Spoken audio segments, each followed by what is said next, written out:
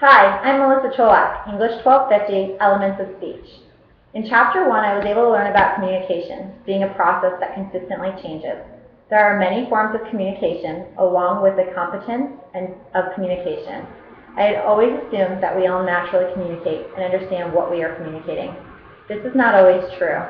I learned there is much more to communicating process than just talking, that there are different avenues of communication. For example, through social media, one of the fastest growing forms of communication, career development, the way we communicate at work and in a work setting, and ethical behavior, the rights and wrongs of communicating, along with the myths of communication.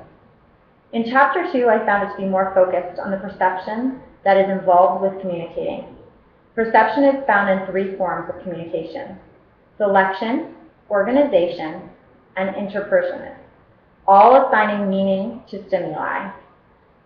Communication becomes very selective based on the attention given, such as similarities, proximity, and cultural background. Also, physical characteristics plays a role. Perceptive communication is also found through the perceptual set and stereotyping. Everyone communicates differently. It's human nature to communicate in these ways, based on who you are communicating with, male or female, where and when you're communicating, along with how one is communicating. Chapter 3 is more focused on attitude, which helps determine one's self-concept, self-image, and self-esteem.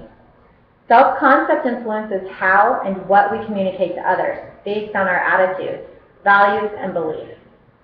Those then tie into cultural and gender self-concepts. This is the way others communicate based on the culture they are from and the sex that they are, male versus female, and what the expectation is. These often lead people to focus on the first impression and what is expected of them. The first impression is called impression management, the creation of a positive image of oneself to influence the perception of others.